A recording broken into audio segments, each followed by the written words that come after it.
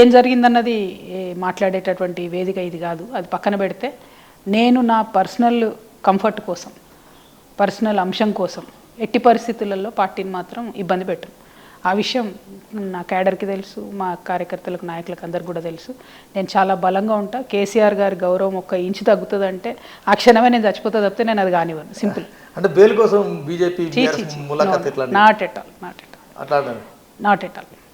ఒకసారి వెనక్కి వెళ్ళండి కవిత గారు 2019లో మీ తొలి ఓటమి ఎంపీగా, ఫస్ట్ టైం ఎంపీగా మీరు గెలిచినారు, బాగా పనిచేసినారు. 2019లో ఓడిపోయినారు, కేసీఆర్ బిడ్డగా ఓడిపోయినారు మీరు. సరే, ఎంపీగా ఓడిపోయిందంటే కేసీఆర్ బిడ్డగా ఓడిపోయినారు. ఆ ఓటమి తర్వాత మీకు ఏమనిపించింది? అంటే ఇక్కడ నా ఓటమి, నా ఎలక్షన్ యాక్చువల్గా ఒక గ్రంథం రాయొచ్చు అండి.